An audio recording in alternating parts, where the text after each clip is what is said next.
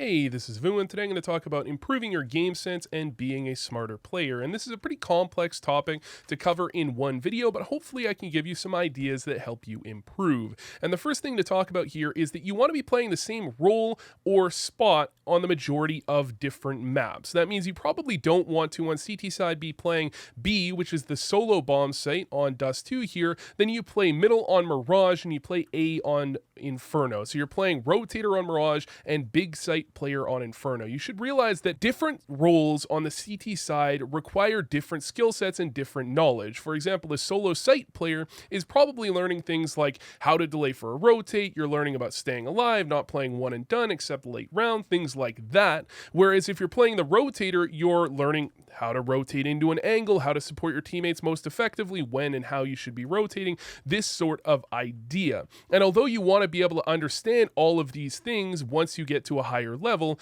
when you're first starting out, you can kind of speed up your learning process by playing a similar spot on every map. You can also speed this up even further by playing countering spots on the T side. So if you're playing B on Dust 2 on CT side, you can play B on Dust 2 on T side as well if your team is going for a default. And that way you're getting an idea of how your opponents are playing the same angle that you're playing and how you can counter things. So you're really getting a good idea of exactly how to play this area, and then maybe once you improve, you can move over and play something else or play a different angle on the map and continue this learning process.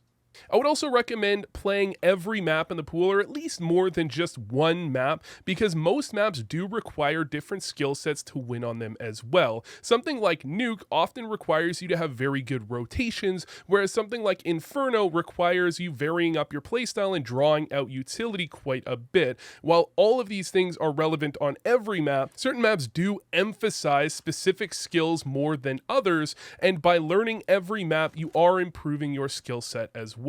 The next thing you want to make sure that you're doing is not hyper focusing on what's in front of you. And this is, of course, easier said than done. However, you want to be making sure that you have enough practice and you've got the reps down to where you can be doing something like getting into a gunfight and keeping the bigger picture in mind. That means if you spot someone out, perhaps to the right of middle here on Dust 2, you're not forgetting that someone could be flanking long or someone could be peeking from left side mid just to hyper focus and rush onto this player right side. You're keeping in mind that it's not always safe to just go after that player, and other things could be more important or other things could be going on. Again, this is easier said than done, and a lot of this is about grinding out the reps and the hours and making sure that you really have a good grasp of the game, but it's something to keep in mind. The other thing you should be doing is you should use the MP9. Next, you should run things back in your head. Why did something happen and how you could do it better next time. Instead of dying and just sitting there being a little bit salty about what went wrong, think to yourself, what happened? Why did it happen? Why did my opponent play in a way that they got me killed? And how can I try to do it better next time? What can I learn from this? And optimally, you want to be extrapolating a certain scenario into as many different situations as possible. When you think about talent, oftentimes you're thinking about players that can have one thing go wrong, and from that, understand 10, 15, 20 different scenarios they can play differently from the thing they learned. Part of what can help with this is if you visualize what you'll do next time. Instead of just saying, this is what I did wrong, say, this is what I did wrong, here's how I'm going to play it next time, and this is why. And when you start to visualize it in your head, it makes it a little bit easier for you to play that out later on, and you can certainly have an easier time extrapolating that to many different situations.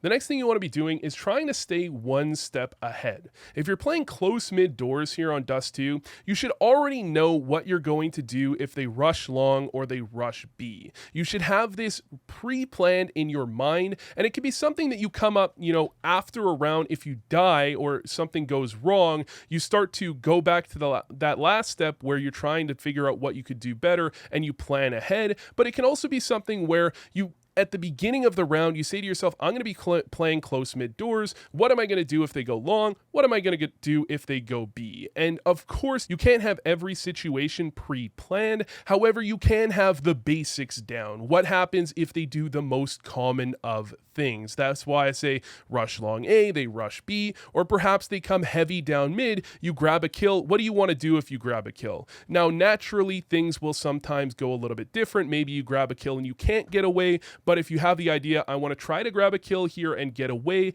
then you can play into that. You can lean into the play style and you have a much more comfortable play that you're making. So you should definitely be using the MP9, but also understand the importance of limited information. Limited information is really the essence of gamesense to some extent. It means you want to make sure that you understand what you know, what your opponent knows, and more importantly, what your opponent doesn't know. And although what your opponent knows and what your opponent doesn't know sometimes can feel like the same thing, oftentimes these are different, and you want to make sure that your opponent is unaware or uncertain of as much as possible. And this is what comes into clutches and gets you round wins. Things like faking the bomb and making a footstep, that is limited information. As soon as you fake that bomb, they don't know if you're defusing or if you're faking. However, as soon as you make the footstep, they now know for sure. They have full information that you faked the bomb and they no longer have to worry about it. This type of limited information becomes very important in any sort of low number situation. I see very often people will be in something like a 2v2 and they'll start throwing down smokes that essentially announce their presence, announce they are going to a certain bomb site. Now, while sometimes this can be relevant, usually if you're using utility late in the round, it's only when you know you're nearly ready to plant the bomb. So for example, if you're coming over to B site here, you're walking into the site, you're not tossing a smoke doors instantly, you're not tossing a flash to clear this out because that can proc a rotate, pull over the second player, and he can get there before you're ready to even plant. Instead, you're walking up into the bomb site, if you clear everything out that is in normal angles, well, probably he's outside of B, then you can toss down your utility and you're already planting the bomb. You're trying to make sure that you only announce your presence and give them that information at the moment when it is too late for them to react. At the more basic level of gamesense, you want to be figuring out timings. Understand how long it takes a player to go from a certain angle to another, how long it takes a smoke to land, things like this that allow you to try to play around certain situations much more effectively. If you know that a smoke is thrown from a certain angle, for example, someone throws an Xbox smoke from T-spawn back here, and you know how long it takes to get from that angle over towards middle, then you know how much you can reposition, how you can play out the round accordingly. And while this isn't always something you'll know to an exact number, you can have a decent feel of it, and you can get that feel just by running around a map and testing things out. How long does it take to get from a certain area to another? And that can give you a decent read of how long specific things happen. It's going to be more of a feel when you're in the middle of a game, but part of learning a map is understanding those timings, and certainly they are incredibly important. A more advanced level of timing is actually less about the exact time it takes to get to a certain angle and more about the expectations of your opponents. It's how you timing people. And if you understand from your own experience how late in the round or how early in the round you're expecting a push from a certain angle or you're expecting a certain play, you can play around that expectation and catch people off guard. So while I'm saying this is a timing concept, this is not necessarily quite the same as they threw a smoke, this is how far forward they can get in a certain period of time.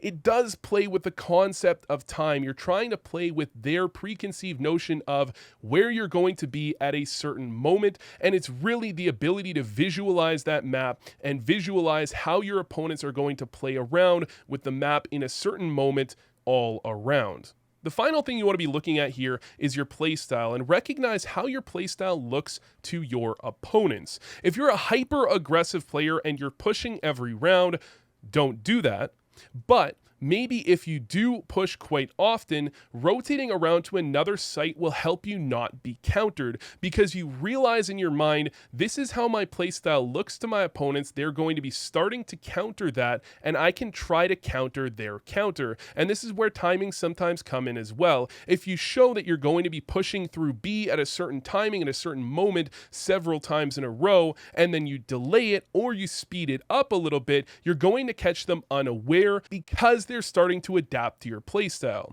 Both teams really should be adapting to each other throughout a game, and this is how things progress through a game of CS, and why some players are very good early in the game but much worse later. They start to get read, they start to get countered, and they don't have the ability to really understand how to play around that, how their playstyle looks to their opponents. So certainly taking a look at some of your own demos and seeing how your opponents react to you, taking a look at some pro demos or even some MDL level demos where you can see how these players play, can make you a better player. But anyways, thanks for watching, and I hope this helped. If you enjoyed the content, hit that sub button, ring that notification bell, give the video a like, and consider hitting up the Patreon. Someone asked me before, what is Patreon? It's simply a way to support content creators, because YouTube doesn't necessarily give a large income. It really pays just about pennies per 1,000 views. It doesn't give very much, and Patreon is a way for me to be able to pay the bills and support the content and continue putting it out for you. So thanks for watching, and I'll catch you next time.